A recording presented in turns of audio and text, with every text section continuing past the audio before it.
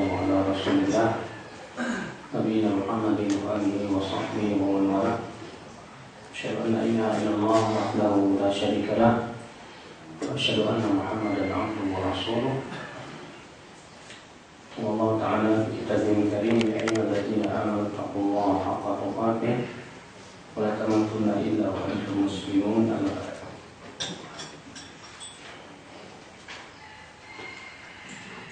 Kita lanjutkan kajian kita hadis yang ke-19 ya.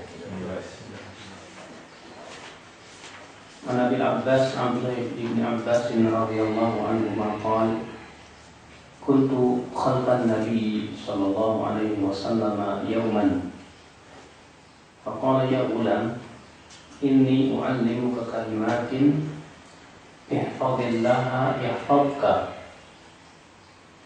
ihfazillaha tajidhu tujahaka idza sa'alta fas'alillah wa idza ista'anta fasta'in billah wa'lam anna al-ummata law ijtama'at 'ala an yanfa'uka bi syai'in lam yanfa'uka illa bi syai'in qad katabahu Allahu lak wa in ijtama'u 'ala an yadhurruka bi syai'in lam yadhurruka illa bi syai'in qad katabahu Allahu 'alaik rafi'atil aqlamu wa jaffatis suhuf. Rawahu Tirmidzi wa qala haditsun hasanun sahih.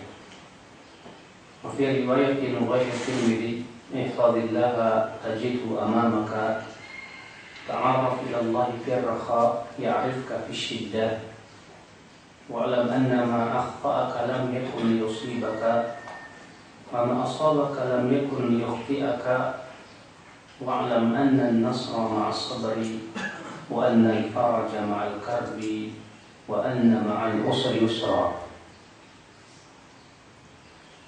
Dari Abu Abbas, Abdullah bin Abbas, semoga Allah meridainya, ia berkata, aku pernah berada di belakang Nabi SAW pada suatu hari, artinya dibonceng oleh Rasulullah SAW di atas keledainya.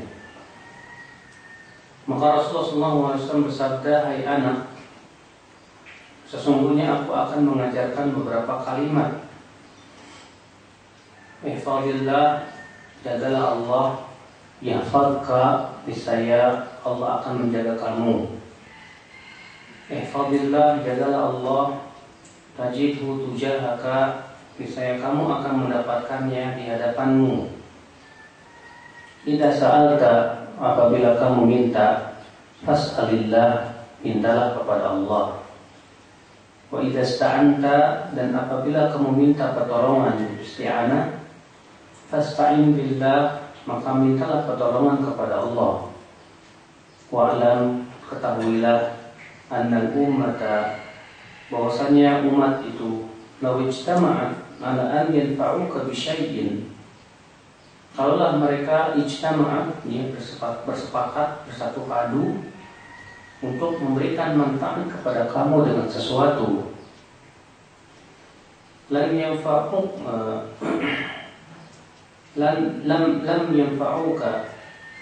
mereka tidak akan memberikan manfaat kepada kamu illa bi syai'in qad katabahu Allahu lak, kecuali dengan sesuatu yang telah Allah tuliskan untukmu. Wa in jitama'u ala an yadurruka bi syai'in, dan jika mereka bersatu padu untuk memberikan mudarat kepada kamu dengan sesuatu, lam yadurruka illa bi syai'in qad katabahu Allahu 'alaik, mereka tidak akan memberikan mudarat kepada kamu kecuali dengan sesuatu yang telah Allah tuliskan untukmu. Rufi'atil aqlam wa jaffatis suhuf, pena telah diangkat dan suhuf di sini yaitu tulisan kertas ya, dan kertas telah kering. Dikeluarkan oleh Tirmidzi, dan Tirmidzi berkata hadis hasan sahih. Dan dalam riwayat selain Tirmidzi, ihfazillah tajidhu amamaka, jagalah Allah, niscaya kamu akan mendapatkan Allah berada di hadapanmu. Ta'arraf ilallahi fi ar-rakha, kenalilah Allah di waktu senang. Ya'rifka fi syiddah, niscaya Allah akan mengenali kamu di waktu susah. Wa'lam, annama akhta'aka lam yakun yusibak. Ketahuilah bahwasanya yang tidak akan menimpa kamu, ya, lam yakun yusibak, tidak akan menimpa kamu. Artinya sesuatu yang Allah tidak tuliskan untukmu, ya, itu tidak akan menimpa kamu. Wa ma asabaka lam yakun yukhti'aka, dan apa-apa yang pasti menimpa kamu, artinya yang telah Allah tuliskan untuk menimpa kamu, lam yakun yukhti'aka, maka tidak akan meleset dari kamu. Wa'lam, dan ketahuilah anna nasra ma'as sabri, bahwasanya pertolongan itu setelah kesabaran. Wa annal faraja ma'al karbi, dan bahwasanya jalan keluar itu, kelapangan itu setelah kesulitan. Ya, setelah karb itu kesusahan, kepayahan. Wa anna ma'al usri yusra, dan bahwasanya bersama kesulitan akan ada kemudahan. Hadis ini kata Ibnu Rajab, hadzal hadis yatadamman wasaya 'azimah. Hadis ini mengandung wasiat-wasiat agung. Wa qawaid kulliyah min ahammi umuriddin, dan kaidah-kaidah umum, ya, yang merupakan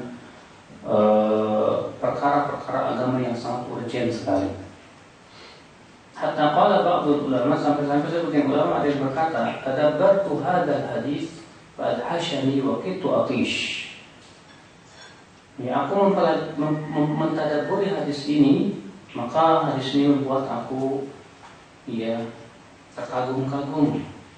Fa asafa min al-jahl bi hadzal hadis wa qillatut tafahum li makna. Betapa sangat disayangkan orang yang tidak memahami hadis ini dan sedikit memahaminya. Sini ikhwatul Islam azan Allah wa yakum, yang berisi wasiat Rasul kepada Ibnu Abbas, di mana Ibnu Abbas dibonceng oleh Nabi sallallahu alaihi wasallam di atas keledainya. Lalu Rasulullah SAW bersabda, ya gulam, wahai anak, ini u'allimuka kalimat, aku akan mengajarkan kamu beberapa kalimat.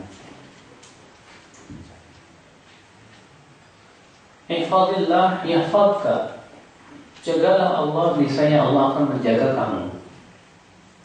Artinya ihfad awamirahu wa nawahiyahu wa hududahu wa huquqahu. Jagalah Allah, artinya jagalah perintah-perintahnya, jaga larangan-larangannya, jaga batasan-batasannya dan hak-haknya. Wa yakunu dzalika bimtithali ma amara Allah bihi wa rasuluhu min wajibatin wa ibtiad an kullan anil manhiyat. Dan itu semua, ya, dengan cara apa? Dengan cara melaksanakan perintah Allah dan Rasulnya dan menjauhi larangan-larangan. Ini yang dimaksud dengan ihfadillah, jagalah Allah. Ya, bukan berarti kita menjaga Allah, karena tidak mungkin kita bisa menjaga Allah Subhanahu wa taala. Akan tetapi yang dimaksud adalah ihfad dinallah, yaitu jagalah, ya, agama Allah Subhanahu wa taala. Baik perintahnya, larangannya, batasannya, hak-haknya. Itu semua dengan cara apa? Dengan cara melaksanakan perintah dan menjauhi larangannya. Karena ikhwatul Islam azan ya Allah wa yakum, orang-orang yang menjaga agama Allah, pasti Allah akan jaga dia. Makanya Rasulullah SAW sabda, ihfadillah yahfadka, jagalah Allah, niscaya Allah akan menjaga kamu. Ini sama dengan firman Allah dalam surat Muhammad ayat 7, in tansurullah yansurkum. Jika kamu membela Allah, maka Allah akan bela kamu. Jika kamu menolong Allah, Allah akan tolong kamu. Lalu apa penjagaan Allah terhadap orang yang menjaga agama Allah? Kata Ibnu Rajab, min hifdzi awamiri man hafidha awamirahu wa qama bima awjaba Allah alaihi wa intaha amma naha anhu hafidhahu Allah. Barang siapa yang melaksanakan perintah Allah, menjauhi larangan Allah, maka Allah pasti akan jaga dia. wa yakunu hifdhuhu fid dunya bihifdhi masalihid dunyawiyah wa hifdhi badanihi wa waladihi wa ahlihi wa malihi. Ya, kata beliau, ya, penjagaan Allah kepada hamba di dunia itu dengan cara menjaga kemaslahatan dunianya, menjaga badannya, menjaga anaknya, menjaga istrinya, menjaga hartanya. Semua dijaga oleh Allah Subhanahu wa taala. Ya, orang yang menjaga perintah Allah, menjauhi larangan Allah, itu akan dijaga apa ya dunianya ya. Hartanya Allah akan berkahi. Ya, keluar anak-anaknya pun akan dijaga oleh Allah Subhanahu wa taala. Sebagaimana disebutkan dalam surat Al-Kahfi ya, ayat 82 ketika menceritakan tentang kisah Nabi Khadir yang berjalan dengan Nabi Musa alaihissalam. Di mana kemudian Nabi Khadir ya masuk ke sebuah perkotaan, di suatu tempat, suatu desa yang kemudian diminta dijamu, ternyata mereka tidak mau menjamu. Yang kemudian setelah itu Nabi Khadir menemukan sebuah rumah yang hampir roboh. Lalu kemudian Nabi Khadir pun membangun kembali rumah tersebut. Iya. Kemudian Nabi Musa berkata, kenapa kamu tidak minta upahnya sekalian? Kemudian Nabi Khadir radhiyallahu anhu, Nabi Khadir ya, karena Khadir ini terjadi ikhtilaf para ulama apakah dia wali ataukah nabi. Ya, sebagian mengatakan wali, sebagian mengatakan nabi. Tapi yang sahih, yang rajih bahwa Khadir itu adalah nabi ya. Karena disebutkan dalam hadis yang berikut Bukhari bahwasanya Khadir berkata kepada Nabi Musa alaihissalam, hai Musa, sesungguhnya Allah telah mengajarkan kepada kamu apa yang aku tidak ketahui, dan Allah telah mengajarkan kepadaku apa yang kamu tidak ketahui. Artinya masing-masing mendapatkan wahyu yang tidak diberikan kepada yang lainnya. Sehingga itu menjadi ya dalil bahwa Khadir adalah nabi ya, atas pendapat yang sahih. Maka ya Khadir berkata menjelaskan tentang keadaan rumah yang hampir roboh itu. Fa'amal jidaru fakana abawahu fakana li ghulamaini yatimaini fil madinati wa kana abuhuma salihah. Adapun bangunan yang hampir roboh itu milik dua anak yatim di kota tersebut, dan adalah bapak mereka dulunya orang saleh. Fa'arada rabbuka ayyabluwa ashiddahuma wa yastakhrija kanzahuma rahmatan min rabbih. Maka Allah pun menginginkan supaya kedua anak yatim ini sampai kepada umur dewasa, ya, dan mengeluarkan harta karun yang berada di bawahnya sebagai rahmat dari Rabbmu. Berkata Ibnu Katsir ketika menafsirkan ayat ini, fihi dalilun ala anna rajula salih yuhfaz fi dzurriyyatihi. Ayat ini merupakan dalil bahwa orang yang saleh itu akan dijaga keluarganya dan keturunannya. Wa tashmal barakatu ibadatihi lahum fid dunya wal akhirah, di mana keberkahan ibadah mereka yang mencakup dan mengenai anak-anak mereka di dunia dan di akhirat. Bisyafa'ati fihim wa raf'i darajatihim ila a'la darajatin fil jannah litaqirra 'ainuhu bihim. Ya, dengan apa yang tentunya ya, bapak yang saleh ini akan bisa memberikan syafaat kepada anak-anaknya. Dan demikian pula seorang anak pun memberikan syafaat kepada ayah-ayahnya. Iya. Oleh karena itu ya, akhi azan ya Allah wa yakum, Sa'id ibn Musayyib pernah berkata kepada anaknya, beliau berkata apa? La azidanna fi salati min ajalika raja'an yuhfadha fika. Kata beliau, aku akan tambahkan salatku ya, semua itu agar kamu dijaga ya anakku. Ya, artinya Bapak sekalian ya, kesolehan seorang ayah, kesolehan seorang bapak itu akan berakibat baik kepada anak-anaknya. Ya, apabila mungkin misalnya kita dapati dari sebagian para nabi ada yang anaknya tidak soleh, apakah berarti itu tidak berpengaruh? Seperti Nabi Nuh, anaknya yang tidak soleh, yang kemudian anaknya yang malah masuk ke dalam api neraka dibinasakan oleh Allah Subhanahu wa taala. Apakah berarti kesolehan bapaknya itu tidak berpengaruh kepada anaknya? Ya, kita katakan pertama bahwa kesolehan bapaknya pasti akan berpengaruh apabila tidak ada penghalangnya.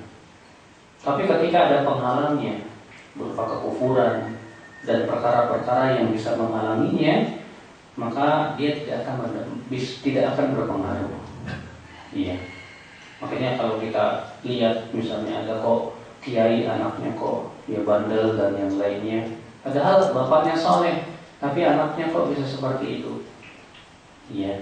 Kita katakan betul kesolehan orang tuanya itu akan berpengaruh kepada anaknya bila tidak ada penghalangnya. Tapi ketika ada penghalangnya, ya Allah yang Maha tahu apa penghalang yang terjadi.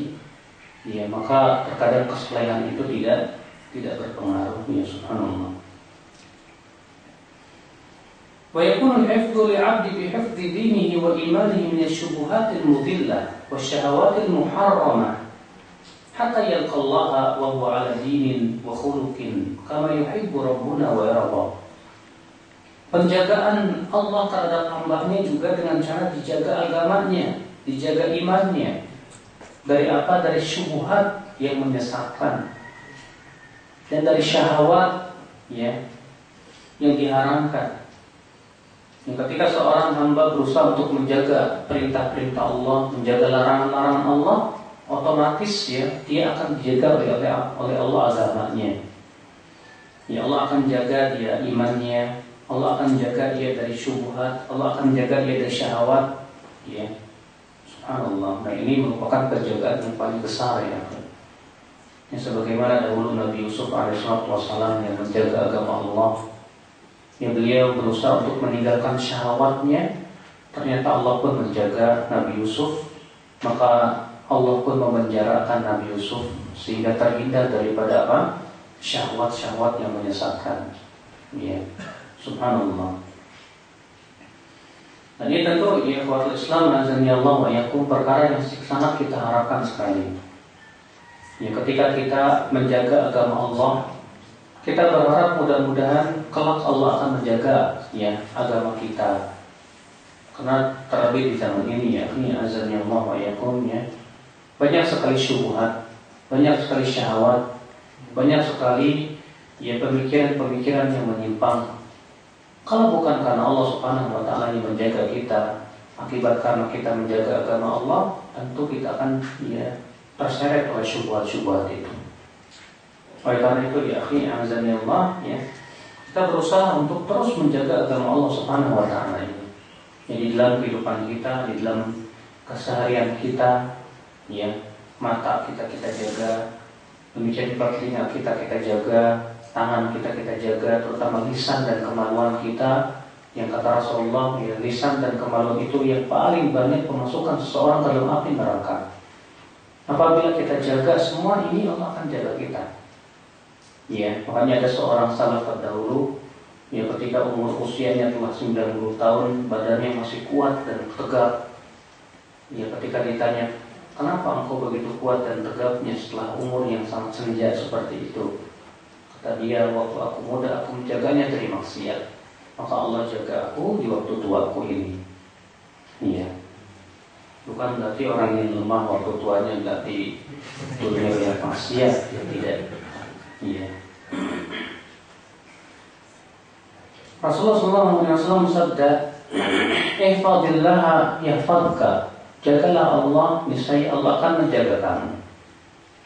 Ihfadillah tajidhu tujahaka. Jagalah Allah, niscaya kamu akan mendapatkan Allah berada di hadapanmu.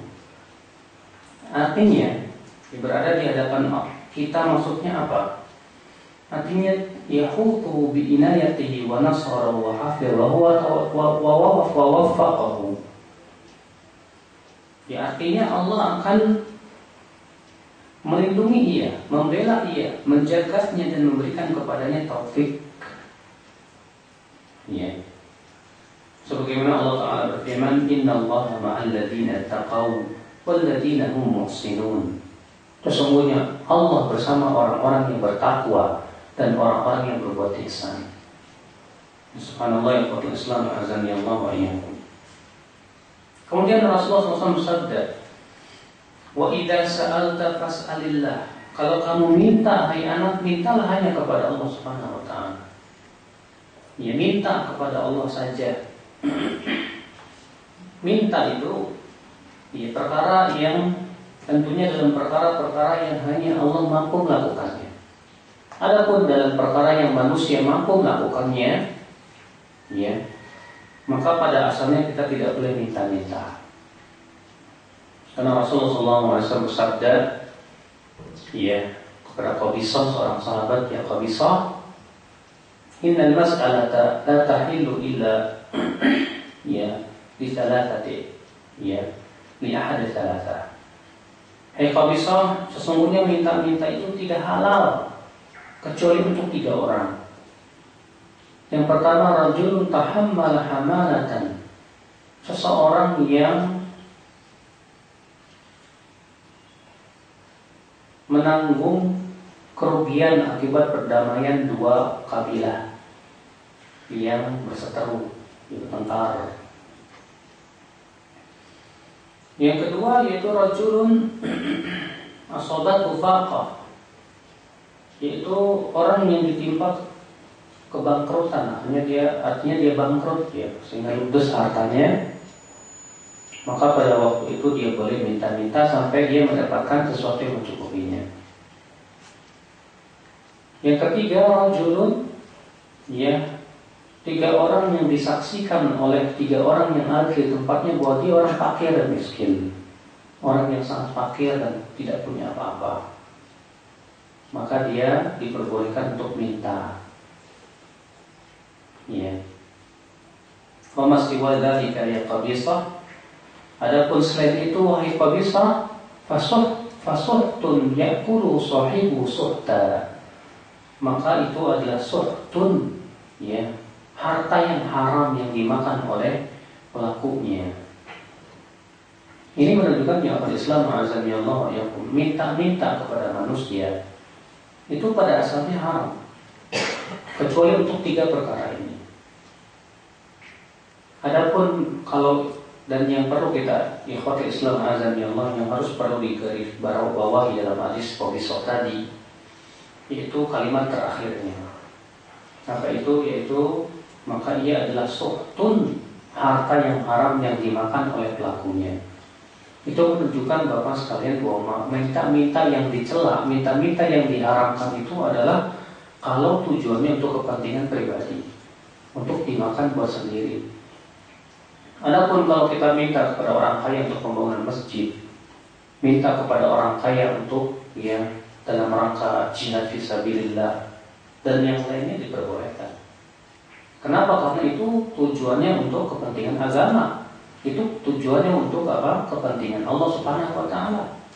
Dan itu sama sekali tidak masuk minta-minta yang diharamkan. Justru kata para ulama itu termasuk, ya, hadis man dalla ala khairin kafa'ili. Ya, siapa yang menunjukkan orang lain kepada kebaikan, maka ia seperti yang melakukan perbuatan tersebut. Makanya kalau kita misalnya ngasih proposal, ya, ke sebuah yayasan yang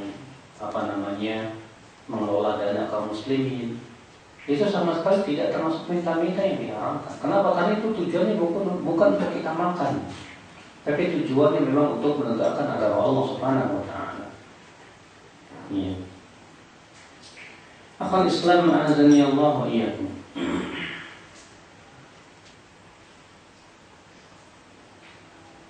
Kata Rasulullah, wa idza sa'alta fas'alillah, kalau kamu minta, mintalah kepada Allah Subhanahu wa taala.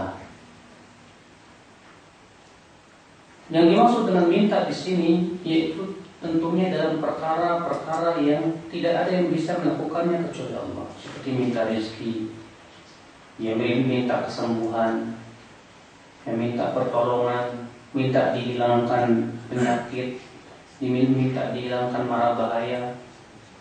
Maka pada waktu itu ikhwatul Islam, kita tidak diperkenankan untuk meminta kepada selain Allah Subhanahu wa taala.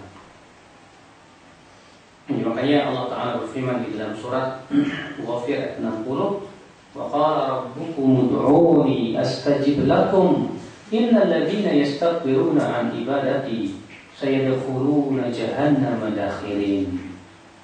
Berkata Rabbmu, berdoalah kepadaku langsung kepadaku. Ya, berdoalah kepadaku, niscaya aku akan ijabah doamu. Sesungguhnya orang yang sombong dari berdoa kepadaku, mereka akan masuk ke dalam neraka jahanam dalam keadaan terhina. Ya.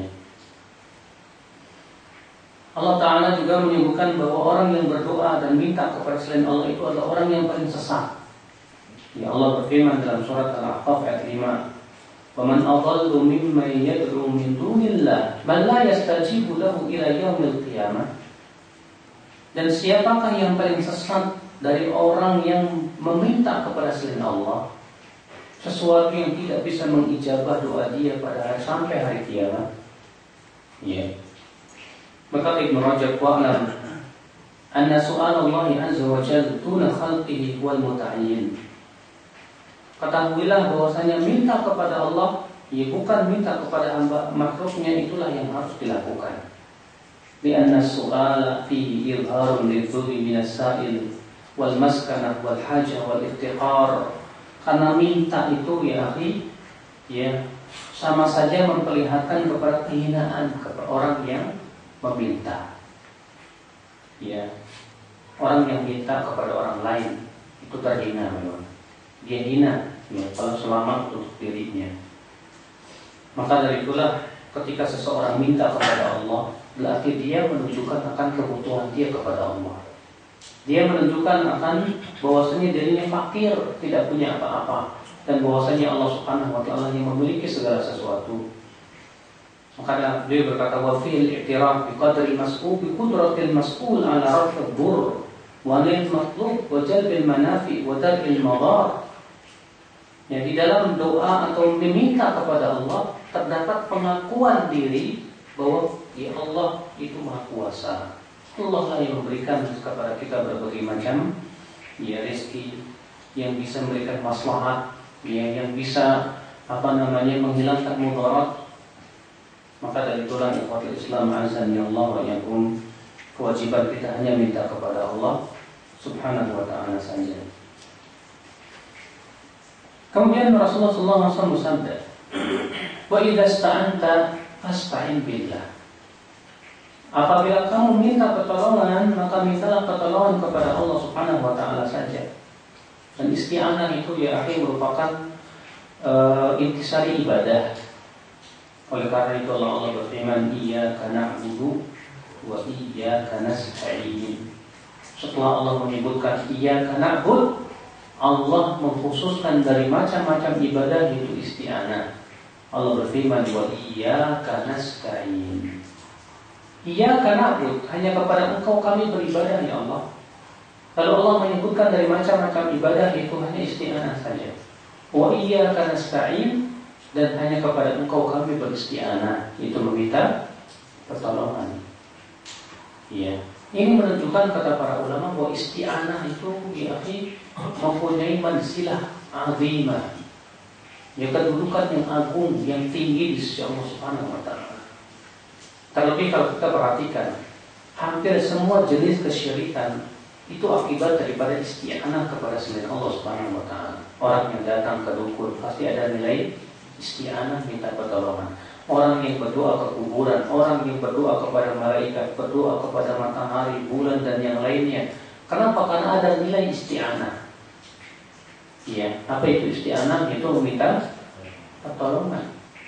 Itu pasti ikhwati Islam azanillahu ya. Ya, oleh karena itulah Rasulullah SAW bersabda, idza sta'anta fasta'in billah. Namun kata Syekh Utsaimin rahimahullah, meminta bantuan atau pertolongan kepada seorang muslim, seorang manusia dalam perkara yang dia mampu melakukannya boleh.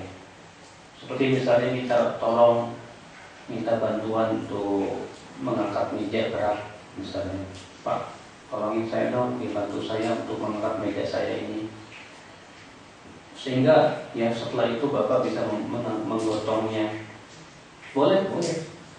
Ini tidak termasuk isti'anah yang cela. Kenapa? Karena memang si hamba bisa dan mampu. Yang dicela ya isti'anah itu dalam perkara si hamba yang tidak mampu. Bahkan itu bisa terjadi kesyirikan ya, ketika seseorang isti'anah kepada sesuatu yang tidak mampu memberikan manfaat dan mudarat. Kemudian Rasulullah SAW bersabda, wa'alam, ketahuilah hai anak, sesungguhnya umat manusia kalaulah bersatu padu untuk memberikan manfaat kepada kamu, mereka tidak akan bisa melakukannya kecuali dengan sesuatu yang telah Allah tuliskan kepadamu. Dan apabila mereka bersatu padu untuk memberikan mudarat kepada kamu, hai anak, mereka pun tidak akan mampu melakukannya kecuali dengan sesuatu yang telah Allah tuliskan kepadamu. Ya, rufi'atil aqlam wa jaffatis suhuf. Ya, pena telah diangkat dan kertas telah kering, artinya segala sesuatu sudah ditakdirkan oleh Allah Subhanahu wa taala. Ini subhanallah ya. Di sini Rasulullah SAW Bapak sekalian mengajarkan kepada anak kecil beriman kepada takdir. Dan ini sangat bermanfaat sekali ya. Karena kata para ulama yang beriman kepada takdir itu memberikan kepada hamba pengaruh yang dahsyat sekali. Yang diantaranya bahwa orang yang beriman kepada takdir, Allah akan berikan kepada dia ketegaran dalam kehidupan dia. Ia yakin bahwasanya kalau Allah tidak takdirkan, dia tidak akan mendapatkan kesusahan. Kalau Allah tidak takdirkan dia susah, ya dia tidak akan susah. Kalau Allah belum takdirkan dia meninggal, dia tidak akan meninggal. Sehingga dia kuat tawakalnya kepada Allah Subhanahu wa taala. Sehingga dia pun diberikan oleh Allah sifat syaja'ah, keberanian. Ini berbeda dengan orang-orang yang tidak beriman kepada takdir ya. Biasanya dia menjadi orang-orang yang paling pengecut di dunia. Ya, masyaallah, assalamatu warahmatullahi. Kemudian di dalam riwayat selain Tirmidzi disebutkan ihfazillah tajidhu amamaka. Jagalah Allah, niscaya Allah, kamu akan mendapati Allah di hadapan kamu. Ta'arraf ila Allah fi raha. Kenalilah Allah di waktu senang. Ya'rifka fi syiddah.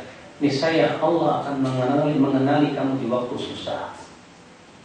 Ya, subhanallah, nasihat yang sangat bermanfaat ya, karena ketika kita sedang senang, sedang kuat, badan kita sedang sehat, banyak orang yang lupa. Sebagaimana Rasulullah SAW bersabda, nikmatani maghbunun fi man katsirun minan nas. Ada dua nikmat yang kebanyakan manusia itu tertipu, kata Allah. Kata Rasulullah SAW, apa itu? Kesehatan dan waktu luang. Ya. Bahkan kata Rasulullah, di antara kenikmatan yang pertama kali dihisab oleh Allah adalah kesehatan. Kalau masalah ibadah, yang paling pertama kali dihisab oleh Allah adalah sholat. Kalau masalah hubungan dengan manusia, yang paling pertama kali dihisab oleh Allah adalah masalah darah. Tapi masalah nikmat yang pertama kali Allah hisab adalah masalah kesehatan. Dalam hadis yang diriwayatkan oleh Imam Ahmad dan yang lainnya dari Syekh Al-Albani dari silsilah hadis sahihah, kata Rasulullah, inna awwala ma yuhasabu bihi al-'abdu an yuqala lahu alam usihha jasadak.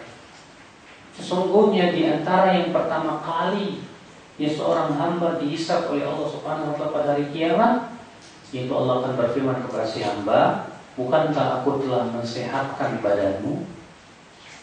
Kesehatan, ya, waktu luang, ketika kita senang.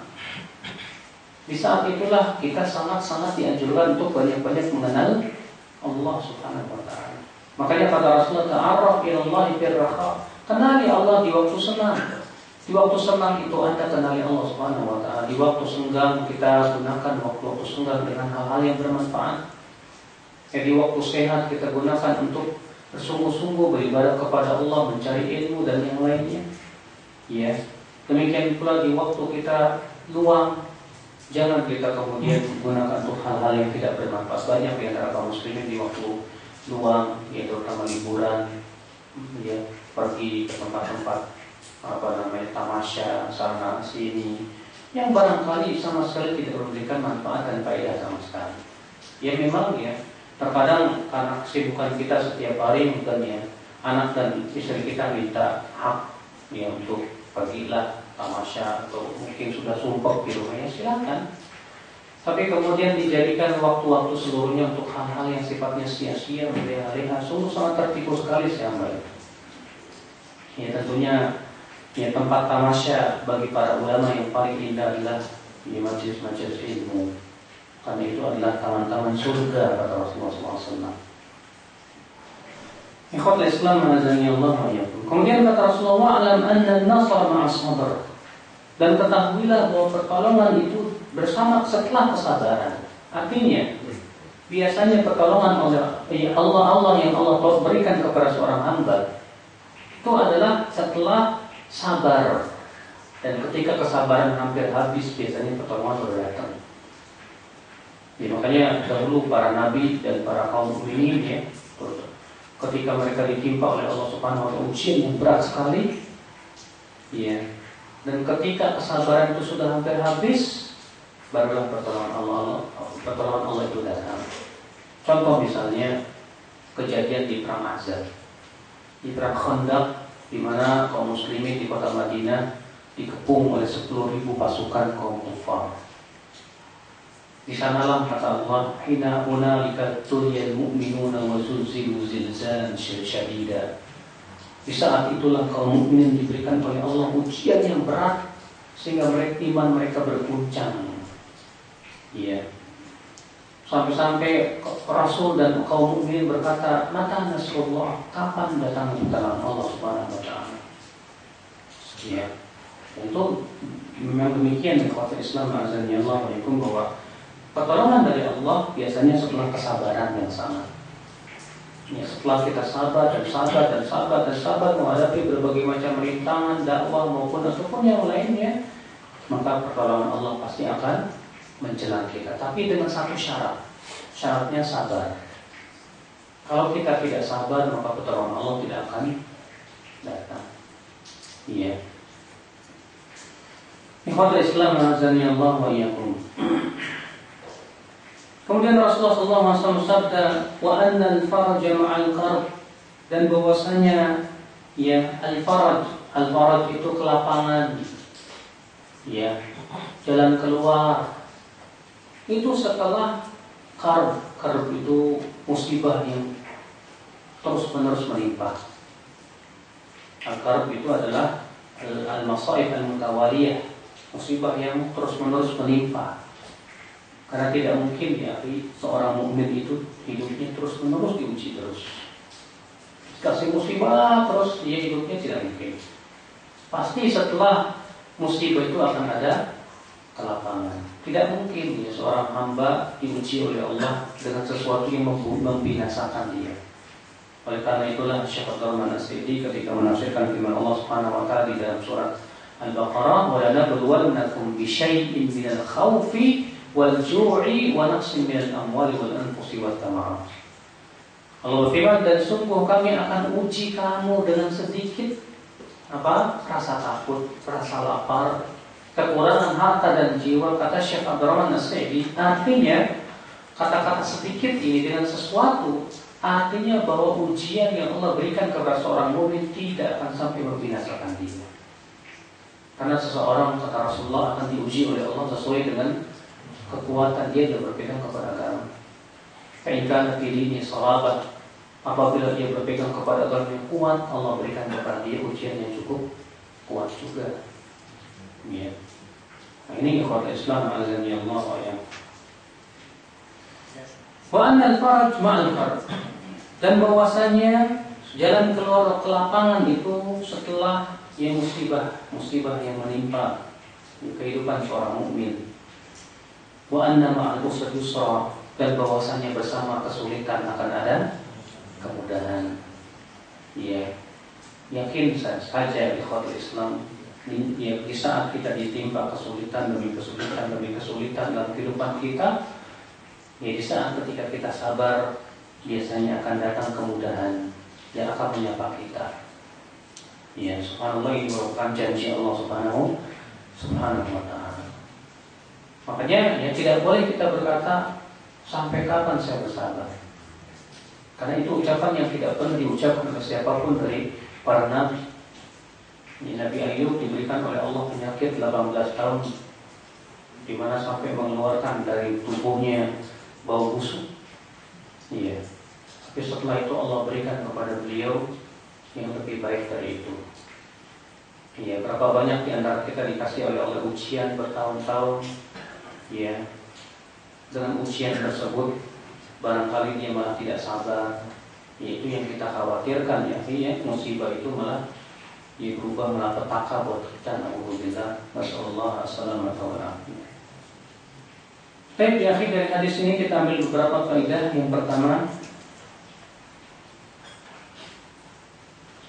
yang bagi lil muallim syaddu intibahil muta'allim wa tahyi'atuhu qabla iqta'il ma'lumat. Seorang guru selayaknya untuk mempersiapkan murid-muridnya untuk menerima pelajaran dengan cara tanya jawab. Kalau para ulama mengikuti para nabi, di mana Rasulullah SAW seringkali di dalam memberikan ilmu dengan sistem tanya jawab. Makanya kalau antum pernah duduk di majlisnya Syekh Utsaimin rahimahullah, Syekh Utsaimin itu sebelum membuka pelajaran, beliau tanya jawab dulu tentang pelajaran yang telah dipelajari kemarin. Sehingga apa? Sehingga betul-betul pelajaran itu nempel di otak, Pak. Dan kalau sistem ini kita terapkan, banyak yang lari kayaknya.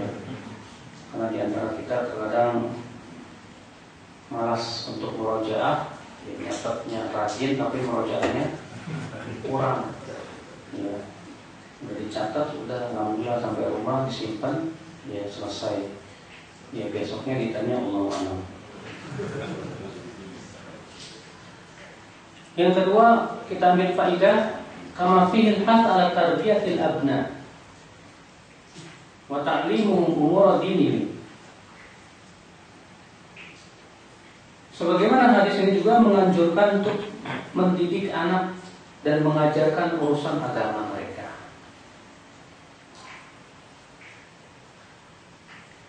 Hadis ini menganjurkan untuk mendidik anak, dan pendidikan anak itu sangat penting sekali, ya. Terlebih anak-anak yang berusia umur 5 tahun, 6 tahun. Di sini Rasulullah bersabda kepada Ibnu Abbas, dan Ibnu Abbas pada waktu umurnya 6 tahun. Dan itu sangat bermanfaat sekali, pengajaran-pengajaran di saat-saat itu, karena mereka otaknya sedang tajam-tajamnya, Pak, begitu. Makanya kata para ulama, menghafal di waktu muda itu seperti memahat di sebuah batu mudah, tapi menghafal di waktu tua seperti memahat di atas air, susahnya minta ampun. Maka dari itulah pendidikan terhadap anak itu sangat penting sekali. Faedah yang ketiga dari hadis ini, kama fihi al-hirsu 'ala al-waqti wal istighlalihi. Sebagaimana hadis ini menganjurkan untuk kita mempergunakan waktu semaksimal mungkin untuk hal-hal yang bermanfaat di dunia dan akhirat. Waktu-waktu kita itu sangat penting sekali, yang akan ditanya oleh Allah Subhanahu wa taala. Disebutkan dalam hadis bahwasanya Rasulullah sabda apa? Seseorang hamba akan terus berdiri pada hari kiamat sampai ditanya tentang 4 perkara. Yang pertama, an-umurihi, tentang umurnya, buat apa yang habiskan. Umur kita, waktu-waktu kita akan ditanya oleh Allah Subhanahu wa taala untuk hal-hal perkara yang bermanfaatkah atau yang tidak bermanfaat. Yang keempat, at-takhalluq bisyaja'ati wal iqdam ma'a ta'aqqul wa akhdh al-asbab. Anjuran untuk berakhlak pemberani dan tidak pengecut, namun tentunya kita berani dengan akal pikiran, bukan sebatas nekat. Kadang ada orang berani karena nekat, tapi ada orang berani dengan akal pikiran dia. Kalau bapak kecil menghadapi 10 orang yang badannya besar-besar, kemudian bapak lawan juga, nekat namanya. Mendingan bapak pakai jurus 1000 langkah, itu lebih berakal. Ikhwati Islam azani Allah banyakum, ya barangkali saya cukupkan sampai di sini. Ada yang bertanya silakan.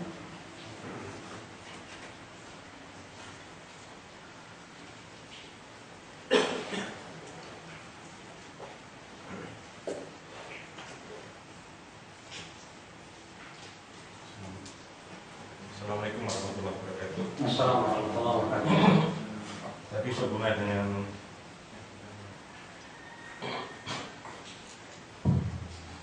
Tapi sehubungan dengan isti'anah itu menunjukkan bahwa kefakiran kita kepada Allah.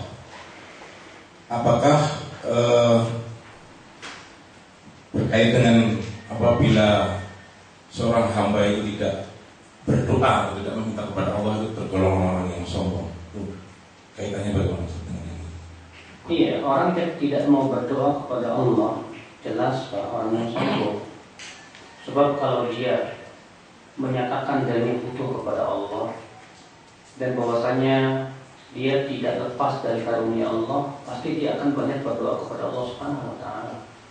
Makanya disebutkan dalam riwayat Tirmidzi, Rasulullah SAW bersabda, "Man lam yas'alillah yaghdab alaih." Siapa yang tidak minta kepada Allah, maka Allah akan murka kepada dia. Iya. Tentunya ya, orang yang tidak berdoa kepada Allah, walaupun dia tidak berdoa kepada selain Allah, tapi dia tidak mau berdoa kepada Allah, itu menunjukkan kurangnya keimanan dia kepada Allah, kurangnya keyakinan dia kepada Allah, bahkan di dalam hatinya ada kesombongan. Sebab kalau dia menyatakan dirinya sebagai seorang hamba, ya, yang tidak punya apa-apa, yang butuh kepada karunia ini, pasti dia akan berdoa kepada Allah Subhanahu wa taala. Silakan. Dengan saya Pak Ustaz, pertama tadi anak yatim, mungkin batasan umur, karena kita lihat selalu rumah yatim isinya udah gede semua. Jadi batasan yang pertama. Yang kedua, ini pertanyaan titipan dari Pak teman, bahwa ibadah itu kan pada dasarnya hukumnya haram. Dia balik tanya, dalilnya apa sampai mana hukumnya itu haram? Iya. Pertama, yang yatim, kata para ulama, batasan yatim itu al-bulugh, balik. Iya. Batasan yatim itu balik. Dalilnya surat An-Nisa. Wabtalul yatama. Ya, hatta idza balagun nikah. Di situ disebutkan wabtalul yatama, dan ujilah anak-anak yatim itu. Hatta yablughun, sehingga sampai mereka balik. Ya. Sehingga dijadikan dalil oleh para ulama bahwa yatim itu disebut yatim kalau belum balik. Kalau sudah balik dan sudah rusyd, ya. Dan para ulama mengatakan bahwa bolehnya memberikan harta anak yatim itu dua syarat. Syarat yang pertama balik, syarat yang kedua rusyd. Disebut rusyd kapan? Yaitu apabila dia bisa dan mampu mengelola hartanya. Kalau dia belum mampu mengelola hartanya, walaupun dia sudah balik, tetap tidak boleh diberikan harta kepada dia. Kalau dia memang misalnya punya harta warisan dari orang tuanya, misalnya gitu kan. Karena kasihan kalau anak yang belum balik, yang tidak bisa mengelola hartanya akan ludes nantinya. Makanya syarat kalau pemberian harta anak yatim kepada dia itu adalah dua, balik dan rusyd. Ya. Adapun batasan anak yatim dikatakan oleh para ulama itu sampai balik. Setelah balik tidak lagi disebut anak yatim. Sebab kalau semua orang yang balik, belum sudah balik disebut anak yatim, bapak-bapak semua anak yatim. Yang sudah meninggal bapaknya walaupun sudah tua kayak kandar kan ya, anak yatim juga. Jelas ini aneh sekali. Adapun yang kedua, yaitu kenapa ibadah itu pada asalnya diharamkan. Pertama, karena ibadah itu adalah hak Allah, bukan hak hamba. Ibadah itu hak Allah, bukan hak hamba. Iya. Dan agama ini milik Allah. Allah berfirman, "Ala lillahi dinul khalis." Ketahuilah, milik Allah lah agama yang murni. Karena ini adalah hak Allah dan agama ini milik Allah, maka kita tidak boleh beribadah kecuali sesuai dengan apa yang Allah ridhai dan cintai. Dan kita tidak mengetahui sesuatu dicintai oleh Allah dan diridhai kecuali dengan dalil. Ya. Bila dia berkata, ini ibadah baik, kita tanya, baik menurut siapa? Menurut Anda? Bila dia berkata, iya, sesuatu yang baik menurut Anda belum tentu baik di sisi Allah. Baik, kalau begitu dari mana Anda mengetahui ini sesuatu yang baik? Harus dari Al-Quran dan hadis Nabi SAW. Dalil yang kedua yaitu sabda Rasulullah SAW, "Man amila amalan laisa alaihi amruna fahuwa raddun." Barang siapa yang beramal dengan suatu amalan yang tidak ada di atasnya perintah kami, maka amalan tersebut tertolak. Hadis ini menunjukkan bahwa amalan yang tidak diperintahkan oleh Rasulullah tertolak. Ini menunjukkan bahwa amalan itu menunggu perintah. Amalan itu menunggu apa? Perintah. Kalau ada perintah lakukan, kalau tidak ada perintah jangan lakukan. Iya.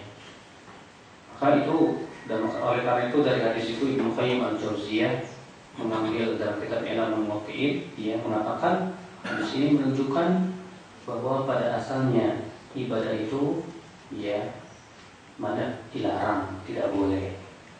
Karena itu hak Allah, itu adalah ya pensyariatan. Dan yang ketiga adalah firman Allah, "Am lahum syuraka'u syara'u lahum minad dini ma lam ya'zan bihi." Allah Ta'ala berfirman, saya lupa surat dan ayatnya ya. Allah berfirman, apakah mereka mempunyai sekutu-sekutu yang membuat syariat untuk mereka sesuatu yang tidak diizinkan oleh Allah. Allah mencela kaum musyrikin karena kaum musyrikin ini mengambil sekutu-sekutu selain Allah dalam membuat syariat, dalam membuat apa? Syariat, sesuatu yang tidak diizinkan oleh Allah. Walaupun ayat ini turunnya untuk kaum musyrikin, tapi para ulama dalam kitab-kitab akidah selalu ya menyebutkan ayat ini untuk membantah bid'ah.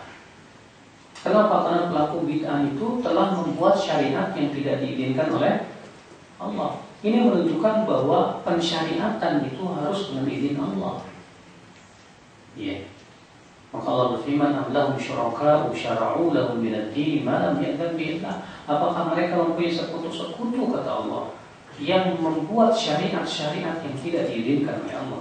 Maka orang yang membuat syariat sesuatu yang tidak diizinkan oleh Allah, kata para ulama, mempunyai mengandung apa? Ya, kesyirikan. Dari sisi seakan-akan dia berhak membuat syariat sesuatu yang tidak diizinkan oleh Allah Subhanahu wa taala. Ya. Dari yang keempat firman Allah, "Al-yawma akmaltu lakum dinakum." Pada hari ini aku sempurnakan untukmu agamamu.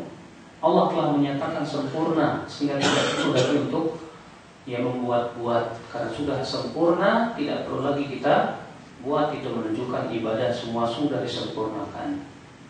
Ya, maka siapa yang membuat ibadah wajib dia bawa dalil. Kenapa? Karena ibadah pada asalnya sudah sempurna, agama kita sudah sempurna. Banyak sekali dalil-dalil Bapak sekalian yang menunjukkan bahwasannya ibadah itu harus menunggu dalil, tidak boleh kita lakukan dulu.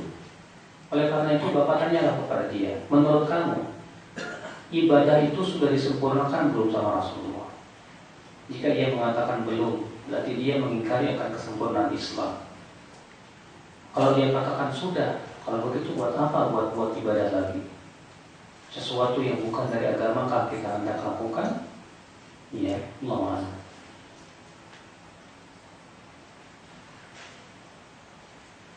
Sudah mau tanya? Silakan.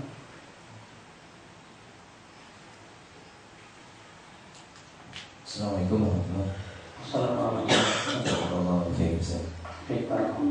Ustaz, ini salah satu waktu dalam berdoa itu kan diantara di dalam sholat, diantara di waktu sujud. Nah ini saya kalau minta pertolongan kepada Allah dengan bahasa-bahasa yang non Arab gitu, itu kan katanya bisa membatalkan sholat.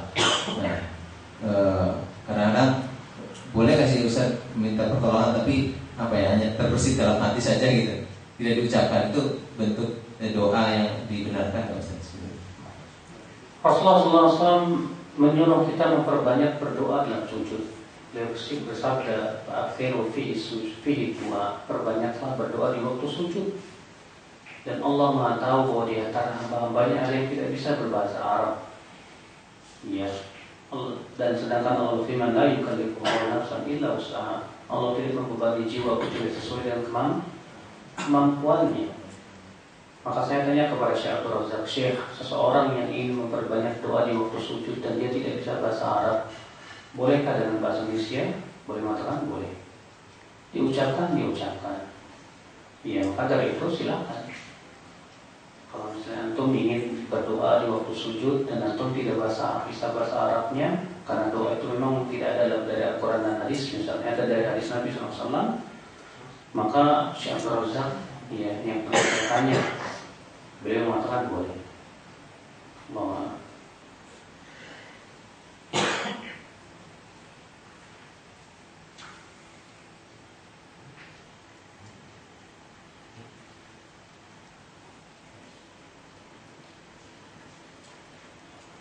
Assalamualaikum warahmatullahi wabarakatuh. Assalamualaikum. Mengenai ini Pak Ustaz, yang tadi 3 kondisi orang yang boleh minta-minta.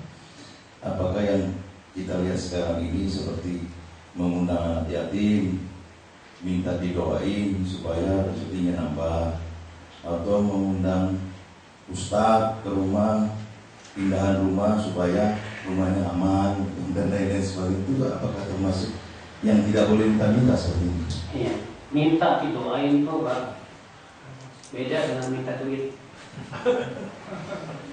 Kalau minta didoakan itu memang sesuatu yang diizinkan oleh Rasulullah SAW.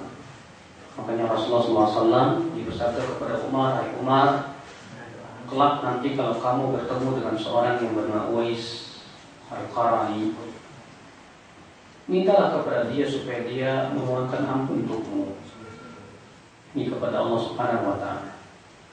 Demikian pula doa seorang yang buta kepada Rasulullah dan minta agar Rasulullah mendoakan kesembuhan dan agar ia bisa melihat kembali. Banyak lagi ya kisah-kisah yang menunjukkan akan bolehnya kita meminta agar orang soleh mendoakan diri kita. Tapi syaratnya yaitu orang yang kita minta tersebut masih hidup dan hadir di hadapan kita. Boleh, tapi itu bukan merupakan kebiasaan para sahabat, bukan kebiasaan. Karena itu jarang dilakukan oleh para sahabat. Oleh karena itu yang datang hanya beberapa saja. Ya, Rasulullah SAW sendiri jarang sekali, bahkan riwayat-riwayat menyebutkan Rasulullah minta didoakan oleh seorang sahabat semuanya lemah. Ya, maka dari itu yang lebih bagus adalah seseorang berdoa langsung kepada Allah. Kenapa? Karena ketika seseorang berdoa langsung kepada Allah, keyakinan dia kepada Allah lebih. Beda dengan orang yang berdoa minta didoakan orang lain. Biasanya karena yang kurang keyakinan dia kepada Allah. Mungkin dia menganggap bahwa dia akan banyak dosa, dia orang soleh, dia masa. Nah akhirnya apa? Suudzon muncul kepada Allah Subhanahu wa Ta'ala. Tapi ketika seseorang berdoa langsung kepada Allah, itu menunjukkan dia betul-betul siqah, dia yakin kepada Allah, maka itu lebih utama. Masih ada yang bertanya? Assalamualaikum warahmatullahi wabarakatuh.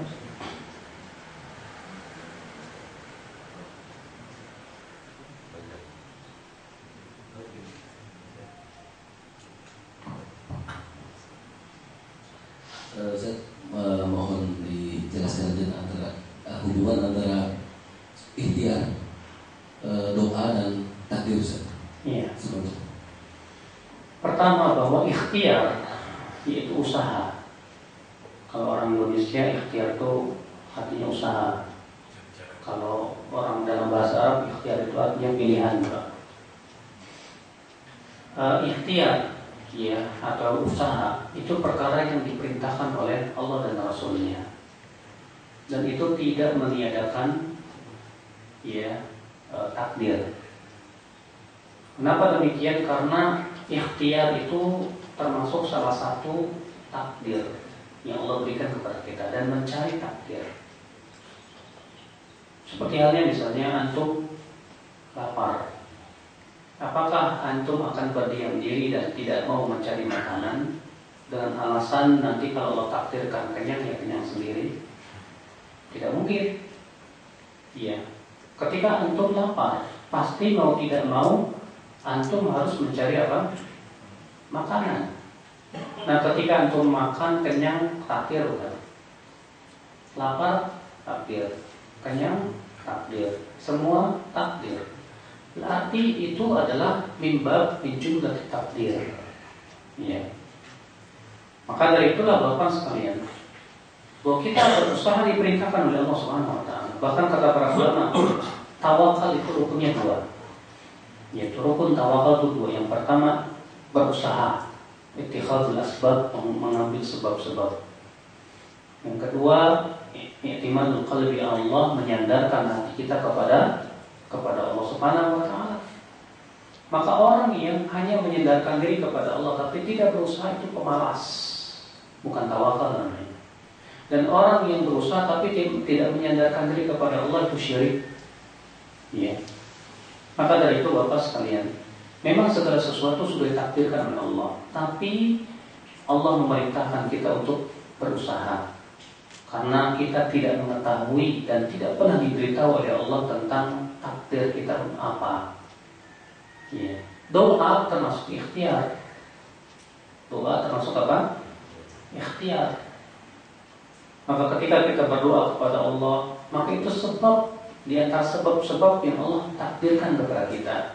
Walaupun doa itu sendiri sudah termasuk takdir. Ya. Maka dari itu Bapak sekalian, ya bahwa manusia diberikan oleh Allah kemampuan. Allah firman wa hadainahum najdain, dan kami berikan hidayah manusia kepada dua jalan, jalan kebaikan atau jalan keburukan. Manusia mampu untuk meninggalkan yang buruk, sebagaimana manusia mampu untuk menjalani kebaikan. Kalau antum ya disambar oleh api, kemudian antum diam saja dengan alasan kalau Allah takdirkan nggak kena ya nggak kena, ini tentu bodoh. Tapi ketika antum menghindar, itu menunjukkan antum diberikan oleh Allah kemampuan. Ya, ada seseorang yang menyambarkan api ke wajah antum, kemudian antum menghindar, itu menunjukkan antum mampu. Setiap kita mampu untuk meninggalkan keburukan, menghindarkan kemudorotan dari diri kita. Makanya ya Islam dalam perkara-perkara yang itu di bawah kemampuan hamba, Allah tidak memberikan udzur. Ya, kalau ada orang minum arak kemudian dia berkata ini sudah takdir, Allah tidak akan memberikan udzur. Kenapa? Karena Anda mampu meninggalkan arak masalahnya. Kenapa Anda lakukan itu? Tapi dalam perkara-perkara itu di luar kemampuan kita seperti sakit, ya musibah yang menimpa, Allah lakukan. Bahkan Allah memberikan pahala ketika kita sabar. Ketika antum sakit takdir, tapi itu di luar kemampuan kita. Kita sudah berusaha untuk menyehatkan diri, ternyata qadar Allah selalu ada jalan untuk menjadikan kita sakit. Maka ketika kita bersabar, Allah berikan pahala yang besar. Kenapa? Karena itu di luar kemampuan kita. Beda kalau itu di bawah kemampuan kita dan kita mampu untuk meninggalkannya, tapi kita malah melakukan kemaksiatan. Maka disitulah Allah tidak akan memaafkan kita. Ya, Allah a'lam.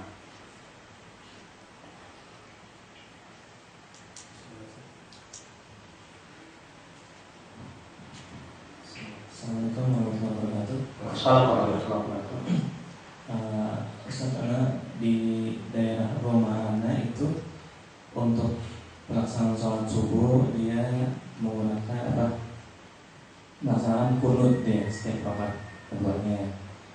Sedangkan yang sudah tahu itu kan sebuah kesalahan.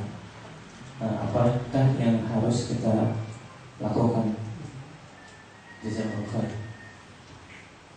Iya, setelah para ulama berbeda pendapat tentang hukum kunut subuh terus menerus, di mana Imam Syafi'i mengatakan sunnah, sementara imam yang tiga mengatakan tidak disyariatkan. Dan para ulama yang mengatakan tidak disyariatkan berbeda pendapat lagi apakah itu bid'ah atau sebatas tidak disyariatkan. Abu Hanifah mengatakan bid'ah, sementara imam yang dua, Imam Malik dan Imam Ahmad mengatakan tidak disyariatkan, dan kebanyakan ahli hadis mengatakan itu tidak disyariatkan. Ya. Terjadi ikhtilaf lagi bagaimana kalau kita sholat di belakang orang yang kunut subuh. Apakah kita mengangkat tangan ataukah kita tidak mengangkat tangan? Kebanyakan ulama jumhur yang mengatakan tidak disyariatkan mengatakan tetap kita ikut angkat tangan. Dan ini disebutkan kepada Imam Ahmad dan dipilih oleh Syekhul Islam dan dibela oleh Syekh Muhammad bin Shalih Al-Utsaimin rahimahullah. Dalilnya adalah perbuatan Ibnu Mas'ud, di mana Ibnu Mas'ud ya ketika mengingkari perbuatan Utsman bin Affan yang sholat sempurna di waktu di Mina pada Rasulullah SAW qasar, ternyata Ibnu Mas'ud tetap sholat di belakang Utsman secara sempurna. Padahal Ibnu Mas'ud mengingkari perbuatan Utsman. Ketika ditanya kepada Ibnu Mas'ud, kenapa Ibnu Mas'ud? Kata Ibnu Mas'ud, al-khilafu syarr, yang menyelisih imam itu tidak baik, ya, buruk. Maka dari itu saya berpandangan masalah kunut subuh ini bukan kunut bid'ah yang disepakati oleh para ulama. Ini masalah ijtihadiyah. Maka kalau kita mengangkat tangan itu lebih baik untuk menghindari perselisihan. Ya. Allah. Tapi kalau nggak angkat coba. Nggak apa-apa. Nggak angkat. Iya.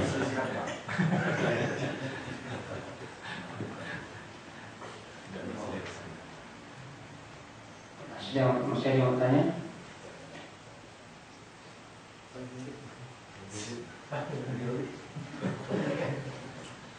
Kalau tidak ada, kita tutup sampai di sini. Asyhadu an la ilaha illa anta astaghfiruka wa atubu ilaik. Wassalamualaikum warahmatullahi wabarakatuh.